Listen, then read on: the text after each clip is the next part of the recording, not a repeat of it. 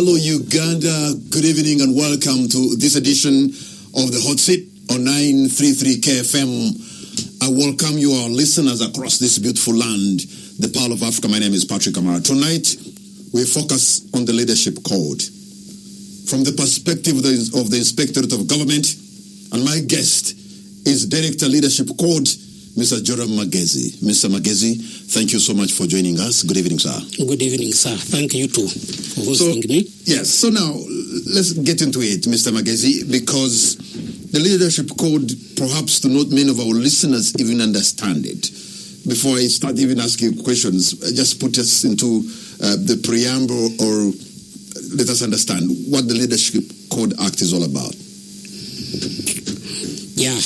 Good evening, listeners of KFM Hotseat. As moderator has introduced me, I'm Joram Magezi, the Director Leadership Code from Inspectorate of Government. I'm here to inform the leaders and also discuss this topic of declaration, where the leaders are supposed to declare their income, assets, and liabilities. But before I do that, allow me, moderator, first of all, thank the owners of this radio. We can't take it for granted that they're always hosting us here to communicate important issues to the public. I also like to thank the management and the leadership, plus all the people that welcomed me here, right from the gate up here. You're welcome. The last, not the least, the moderator. Thank you. Whom I have in this studio. Thank you very much. So take us through the Leadership Code Act, Mr. Magezi.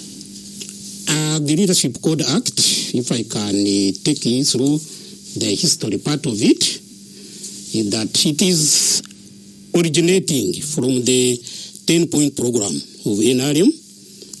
The 7th point was to fight corruption. And so the Leadership Code is a tool, actually, of fighting corruption.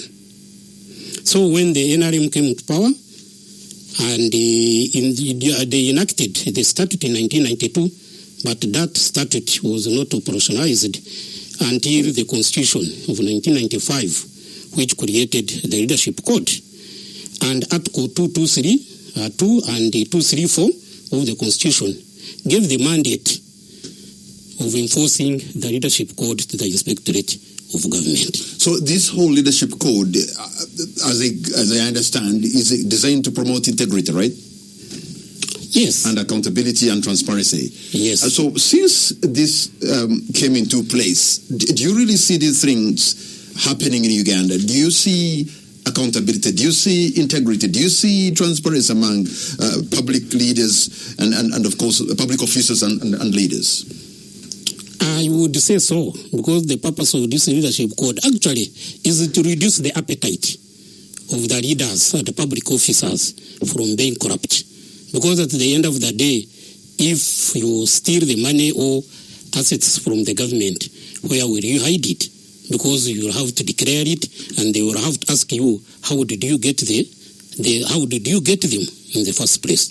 So when you fail to substantiate how you got those assets, then the government per law will confiscate them and return them back. So are you telling me, Mr. Joram Magezi, that your department, where you are the director of the Leadership Code, you have the capacity to go through what has been declared, or even to understand and know those who have not declared and follow them up?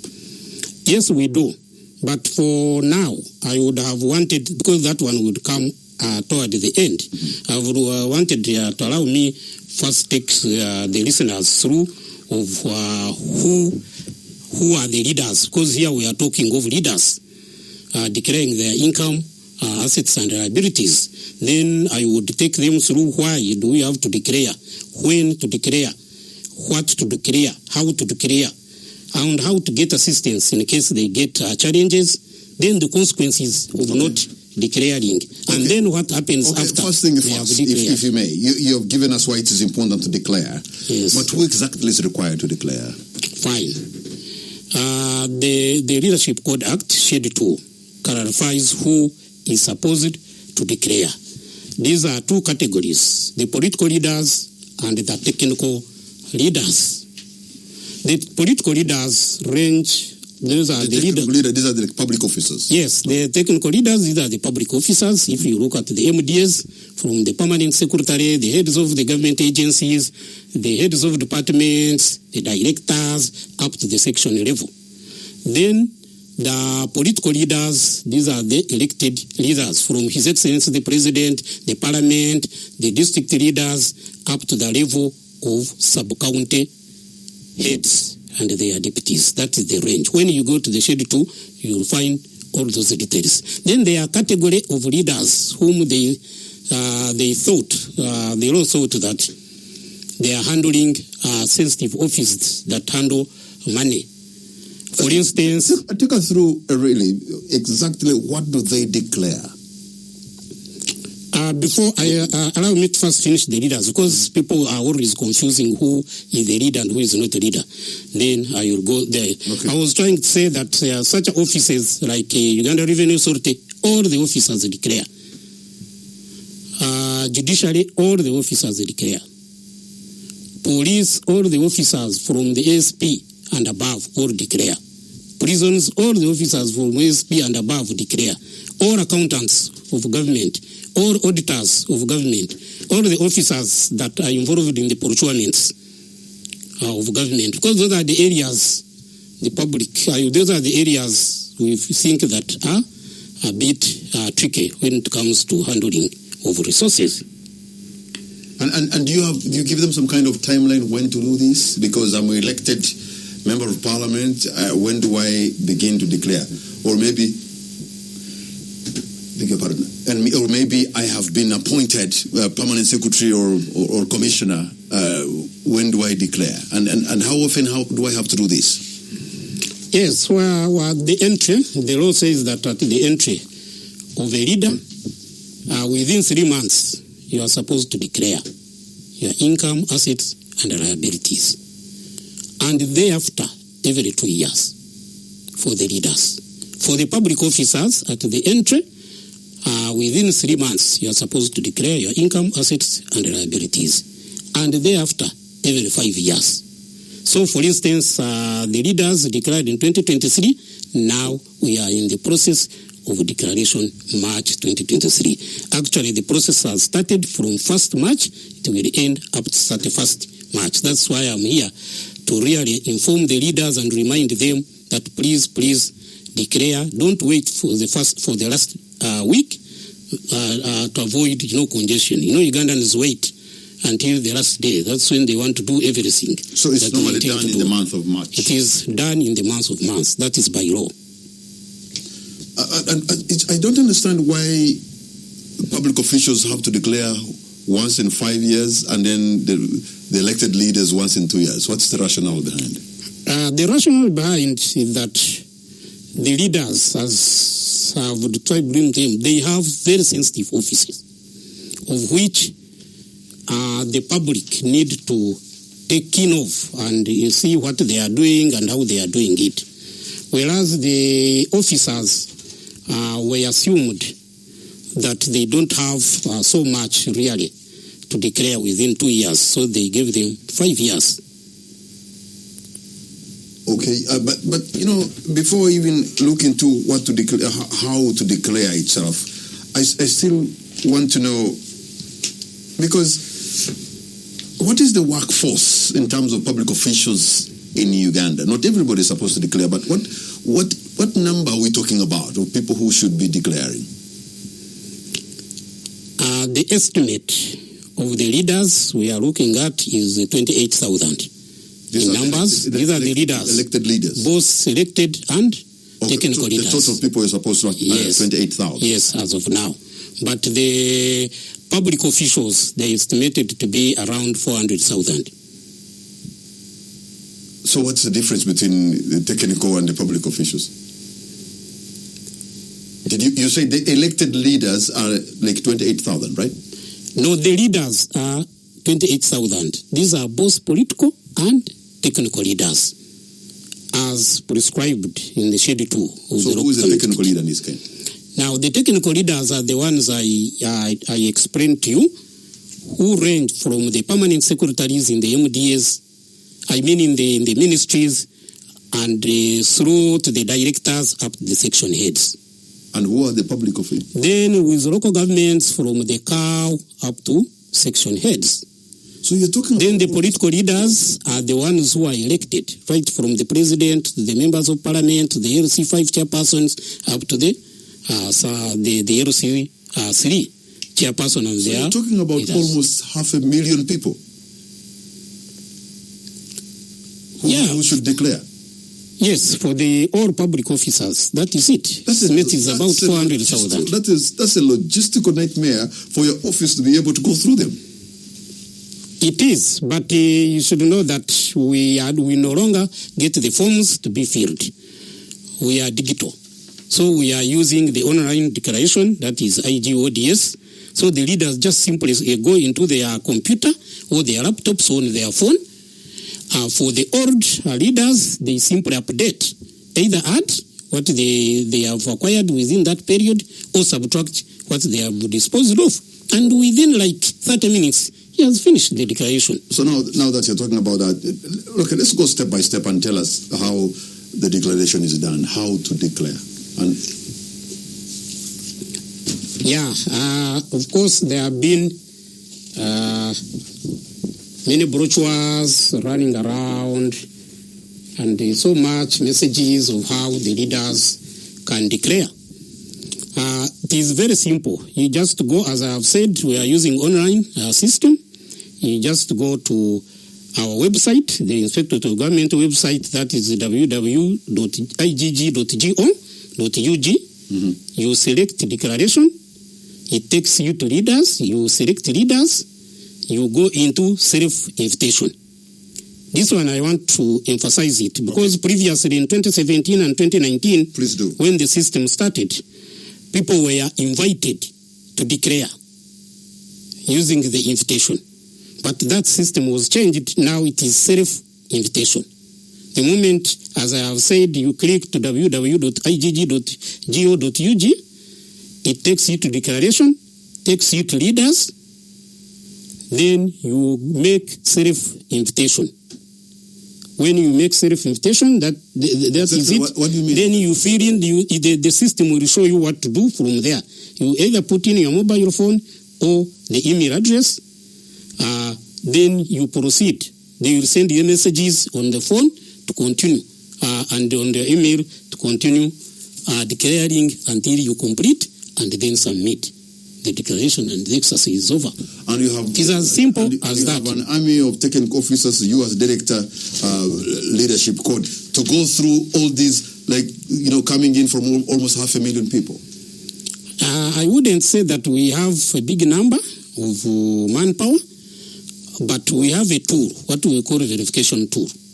Right from the start, as soon as we get all these, we run the verification tool. It is supposed to give us the risky declarations or the risky readers. So it is those ones, ranging on those ones, that we pick to go for the physical verifications. What is the consequences of non-compliance? Yeah, the consequences of non-compliance are great, I would say. That failure to declare. As soon as we finish the declaration exercise, as the Inspector of Government, we go into verification. As I've said, we have the tool to check those who have properly declared and those who have not properly declared, and those who are high risk, because it has assumptions of those who are high risk. We pick them, we verify and investigate, and those who are culprits, we take them to tribunal or to the anti-corruption. You're talking about when there is a case who are high risk. How do you categorize them as high risk? And who are these? Yes, the system categorizes them as high risk. As I was saying, the leaders who have too much assets, it has to pick them up to be verified so that we can explain how they acquired those assets. The leaders, for instance, who don't declare some of the assets. For instance, if you are a leader of 50 years and you have been working for 20 years and we don't see any asset you have declared in the form, the tool will pick you, because that will be a suspected case of under declaration. So we have to verify why. Is it that you don't have any asset, for instance? Then when we find that there are assets that you have not declared or you had hidden, then those assets have to be forfeited to the state and then go to the consolidated fund. Do we really have people who have not complied and they have suffered the consequences? Yes, there are some people who have not complied, what we call failure to declare. And when we get those cases immediately after declarations, we compile reports and send them to the Leadership Court Tribunal. Because the Leadership Court Tribunal is the one which is supposed to take action to those who breach the Leadership Code Act. So and non-declaration is one of the major breaches. My question is, have you been sending people to that tribunal? Have they been punished according to the law? Yes, we have been sending many cases to the tribunal, and the tribunal has been really working on them. But you should remember that the tribunal is also new. It was set up after the 2021 amendment. So before that, where were they? What were you doing? What would you do? You remember before that, the Inspectorate of Government will investigate cases of the Leadership Code, and it would take action on its own. You remember the case of Ken Chams? Yes. The Inspectorate of Government, if they found that Honorable Ken Chams had not declared, they took action on him by removing him from the parliament. In fact, it is his case that led to the amendment of 2021 and setting up of the tribunal. So the court ruled that you can't be the same investigator and the same prosecutor.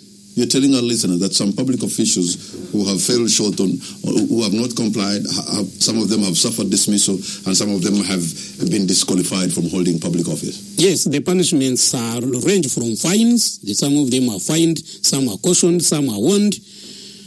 Some are removed from the office or dismissed from the office. So if there are cases of, for instance, under declaring and hiding of the assets, those assets are recovered and taken over by government. So when somebody has submitted the declaration form and it reaches your desk or whoever it is electronically, take us through what again you do at the office. Yes, as I alluded to earlier, when we complete the declaration exercise, I've told you that there is a tool we use to run through and get the most risky cases. Then we select those most risky cases, open files, and we verify manually, physically. We visit the places, people's places, check what they have. We also do surveillance to find out whether there are other assets that you could have hidden, either in names of other people or the children or like that. And then we have to go through all the processes of which possible I may not disclose here on radio to find out those who are illicitly rich, those who have assets that they cannot explain given their income. So people, and those ones are taken to court. Of putting property in the names of their friends and distant family members, or even just business cohorts. How will you find out that?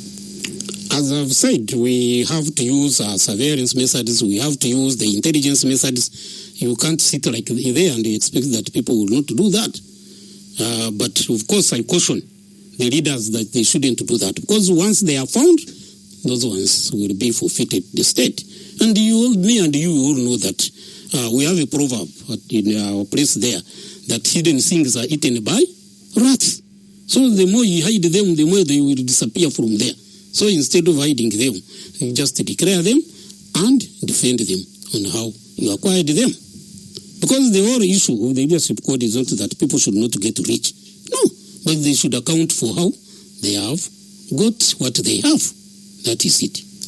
Joram Magezi, Director, Leadership Code at the Inspectorate of Government. We're going to take a break and the hot seat will be right back. Welcome back to 933 KFM, and this is the hot seat. My name is Patrick Amar. My guest tonight is Director, Leadership Code at the Inspectorate of Government, Mr. Joram Magezi, and we're discussing the leadership code. I just wanted to know the common challenges that you face, but also how you go about them. Thank you very much once again.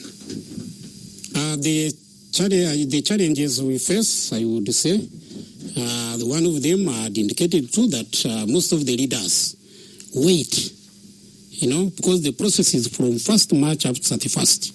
But they wait until it is around 28, 27 toward the end there, and they all rush into the system to declare. And at times you find challenges with the network and the rest, and then the time ends before they declare. So when we submit them to the tribunal to explain why they do not declare, you find most of them having that excuse that there was jam at the time of declaration. But you find that if they started earlier, like now we are almost a week into the declaration, and there is no jam completely.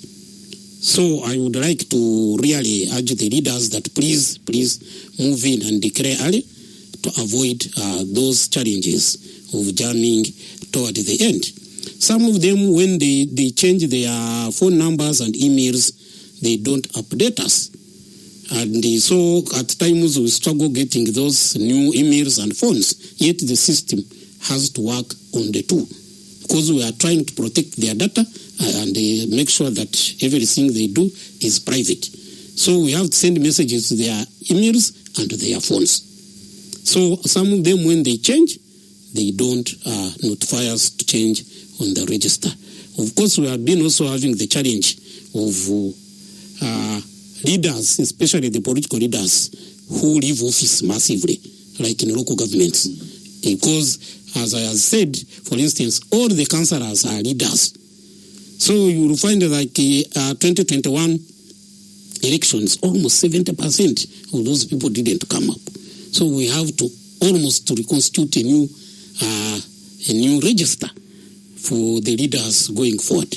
Like we are now next 2026, you will see by 2027 we have to almost come up with a new leader, because most of the political offices change. Thank you. And also, how about computer literacy? Because if you're going to use... Yes, you have said it. Since we are using IGODS system, of course, one of the challenges also is the level of computer literacy, especially as you move to the rural areas in the local governments. And also the issue of internet. As you also get out of Kampala and cities, the internet becomes a problem. So people have to move to where there is internet. But if they can't, so are you going to penalize them because they didn't submit? And yet in their area, maybe there's no internet? Yeah. And in some offices, they have the tools to use to reach you. So how do you... the law does not provide for that. You have to find the way. As much as the government is trying to improve some of these services, the other side of the up country. So the law does not give us the discretion to say there was no internet, the law explicitly that the leader has to declare. So they have to find the way this month of moving to where there are points of where they can declare. But we can help. We, as the Inspectorate of Government, we have 16 region offices where they can report and be helped. We have the Kampala, we have Mukono, we have Tororo, we have Mbale, we have Moroto, we have Soroti, we have Guru, we have Moyo, we have Arua, Hoima, Fort Potro, we have Mbarara, we have Kavale, we have Masaka. So all those are region offices, and we have technical people who are willing and ready to help in case there are leaders who are countries there and are a bit stuck with the declaration. Also at the head office, if there are issues with anybody in the ministries and agencies, we are really ready to help. And we can be contacted.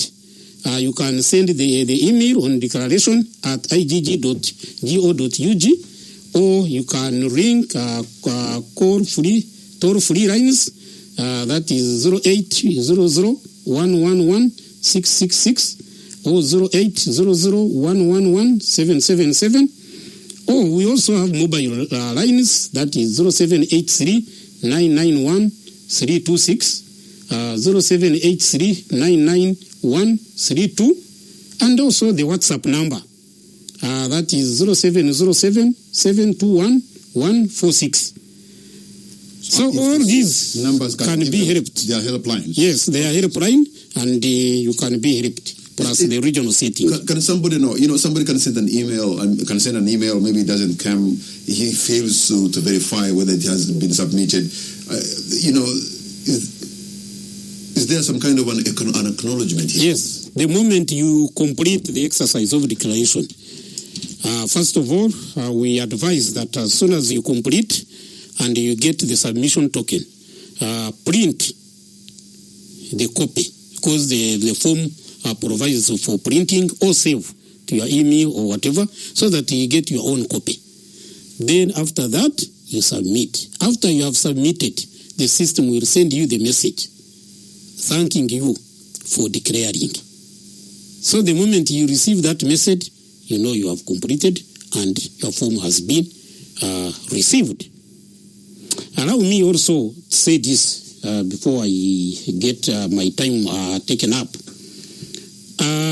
After you have sent the form, you can't access it again yourself. Okay. The moment you have submitted, it is locked up.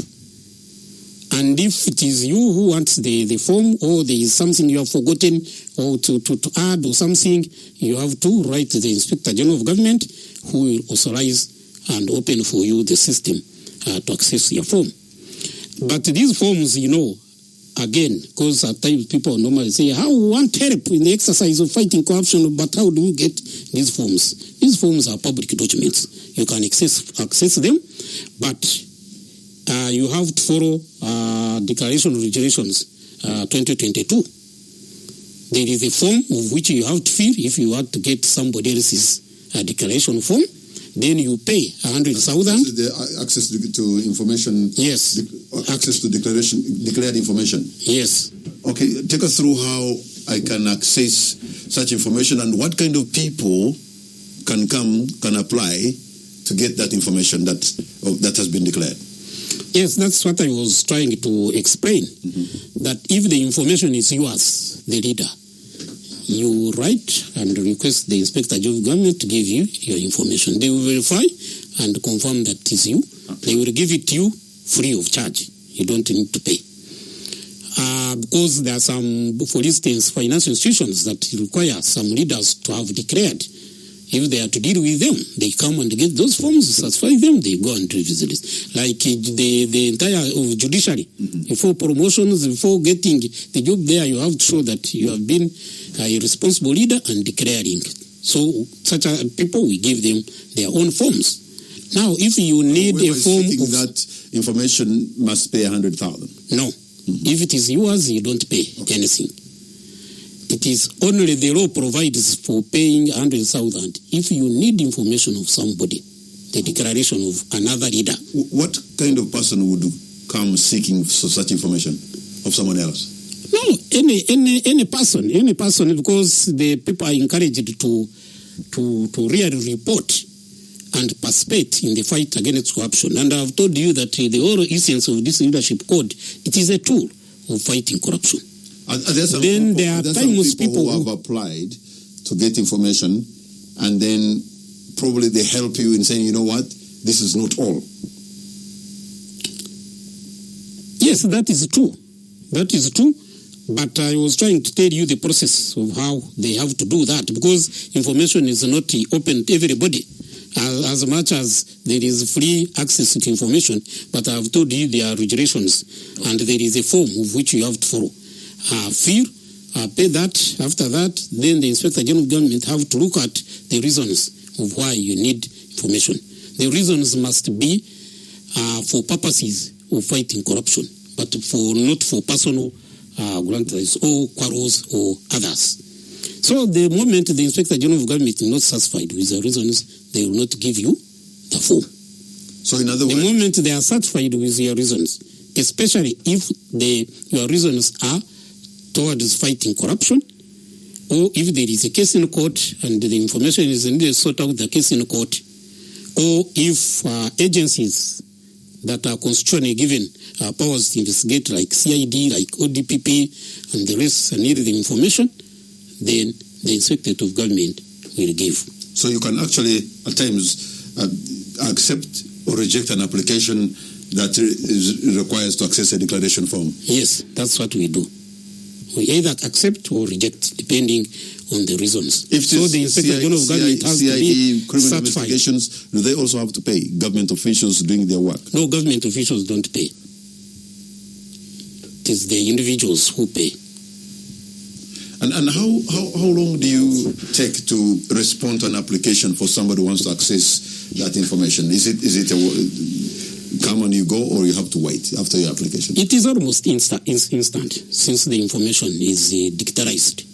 It is almost instant. So the moment somebody fills a form, within that day, he pays the fee. After that, then the Inspector General of Government looks at the reasons, and then the form is given or not given. Before you give out that information to somebody who came looking for it, do you tell the owner of that declaration yes, form somebody wants to know what you have declared? Yes, the law requires that the person has to be informed, not before.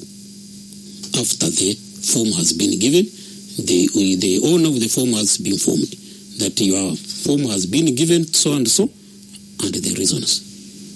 But when you deny me access to the information, and I think you have treated me unfairly, where do I go? You actually go and report us to the Leadership Court Tribunal. Then they look into your case. And that tribunal is not made up of the Inspectorate of Government employees? No, there is no any employee in the Leadership Court Tribunal set up. It is an independent tribunal which actually looks at all the work we do under the Leadership Code Act as by law. Director Leadership Code at the Inspectorate of Government, Mr. Joram Magezi. We're going to take a break. When we come back, my producer is going to open the line so that you too, who is listening to this program, you can call and maybe ask a question to Mr. Magezi and find out and tell us whether you think this leadership code is helping in making sure there's integrity, there's accountability, and there's transparency among leaders and public officers in Uganda. We'll be right. Welcome back to 933 KFM, and this is the Hotseat. My name is Patrick Amar. My guest tonight is Mr. Joram Magezi, Director Leadership Code at the Inspectorate of Government, and we're talking about the Leadership Code that is in place. It is intended to promote integrity, accountability, and transparency among leaders and public officers in Uganda. This is the moment when I would want you to have your say as a Ugandan. I'm taking the callers online. I have a call online. Hello. Hello, Patrick. Good evening. Good evening, sir. What's your name and where are you calling from? I'm Emma from Mengo. Emma in Mengo, go right ahead, sir. I want to really appreciate you for the show. Now, my concern is if really the Inspectorate of Government is ready to fight corruption, why would they have to charge someone? Like now, I have come, I have known, I want to find out my leader. Has he or she really declared all his or her assets? And then I come to the IGG to find out. I am again required to pay money. Which Ugandan really will pick his 100,000 to one? And yet you are helping. And yet you are helping. You are like an ally of the Inspectorate of Government. But sir, first of all, I as a Ugandan, I am an ordinary citizen. I want my leader to be accountable. Why must I pay for me to be for me to make my leader accountable? I think that is something that is not right. And then the guest has told us that there are people who don't declare and those people are being made accountable. But I have never heard of IGG holding people accountable. They mostly they go for these young people, for these, I call them the law leaders. But we have big people in the government with a lot of corruption and they are not doing anything. Are they really willing to fight corruption? I think that is something that they need to really look for a way of addressing it. Otherwise, if we just talk about corruption and bring all those things around, we are not really willing to fight corruption. Thank you. Thank you very much. And let me take another caller as Mr. Magezi is trying to note down your questions and comments. I have a caller. Hello. Yes, Mr. Patrick. Good evening, sir. Good evening. Thanks for the show. You're welcome. I think this is Michael.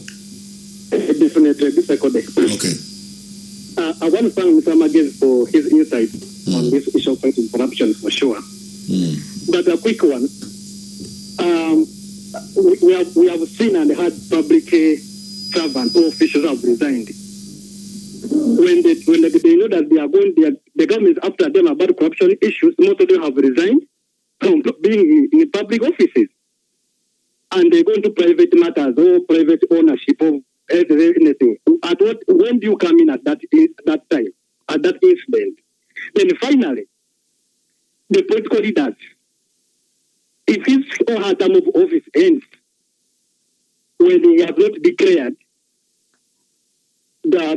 his assets or whatever you want, and when he is going to court because of election thing of virus, APC, and he has not declared, when do you come into claim for this person for the to announce or to declare his assets? All right. Let me take the third one, and then I will take a break on that so that Mr. Magezi can respond. I have another caller. Hello. Mr. Kamara. Yes, sir. Your name and where you're calling from? Sam Kaizi. Sam Kaizi. You know, Mr. Kamara? Yes. My India sang a song, Africa, Teria Yamba.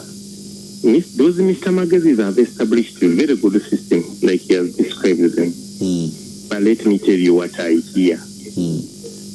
When they get you, like this, what they make to recover, that you're going to pay back the money you have stolen and whatever, to allow you that window, they first eat their package. If you are to recover around 1.5 billion, they first get their 10% to allow you to be in that category of paying back what you have eaten. So they also eat those magazines. But where do they declare? Because you have had the callers even arguing the big fish are getting off the hook. They're not getting off the hook scot-free. The magazines are also eaters. But who is looking into them and their assets? You know, my India said, Africa, Teria Yamba. Thank you very much. So let me first get back to you, Mr. Magezi, so that you can respond to the callers. I saw you taking. Yeah, thank you very much, moderator. Of course, this is a sign to show that I'm so happy that there are many callers, because this is a sign to show that people are really keen and following up our programs, and they are really getting concerned with the fight against corruption. I only urge them that please come and report all those assets, all your leaders that have assets, so that we verify and find if they are within their means, then they will say so. If they are not within their means, we shall definitely take action. The first question from Emma was that why do we charge somebody when is the one really trying to help us? I would say that is the law. That's what the law says, that it has to, if you want to access that information, you have to pay some fee. There are many government offices, including courts, and including which put the administrative charge, even including, for instance, the PPDA. If you are going to participate in the tender, and if you are going to complain, there you even pay, I think it used to be 500,000. I don't know, it still is. So those are the charges they put there, I think, to discourage people who just want to disrupt the system for that. They want, I think, to get people who are serious, and I think also take care of administrative costs in handling some of those charges. He's saying that he has never had very big people. That is an issue of big fish. There are always people say, we go for small fish, we don't go for big fish. But we, as I have said, the Leadership Code Act is all about big fish, because it is looking at the leaders. And in leaders, there is no small fish or small person. And as I have said, we really verify after, and if we get somebody, definitely somebody will be punished, irrespective of whether he's big or small. So I will encourage the listeners and everybody there to really take keen of their leaders and the assets they are really accumulating, and come and report us. Somebody was saying whether we do, what happens the leaders who leave the leadership. Of course, when the leader is leaving, before is verified, okay, or before he has declared, when somebody is on our system, when he's no longer leader, they feel what we call exit declaration. So that one is put in archive and is no longer leader. So we can't really follow him. That's what the law is, unless the law is amended so that even previous leaders be verified. Of course, he was wondering whether we declare. Yes, we also in Inspector of Government declare. One of the leaders that declare, and we are also verified by another wing, not the same directorate, because in Inspector of Government we have another unit which we call III, which is responsible for following up the officers within the Inspectorate of Government to make sure that they live within their means. I think those are okay. I'm going to open the lines again so that I'm impressed that Ugandans are very passionate about these issues of integrity, issues of accountability, and issues of transparency. So you can call again the numbers and ask Mr. Magezi Joram, who is also Director Leadership Code, because this is just within his docket. I have a call online. Hello. Yes, go right ahead, sir. Yes, this is Juma. Yes, Juma. Yeah, for IGG, they will have helped the nation, but the problem is we have Alpha and Omega of this country. The people are holding big offices of the government, public offices.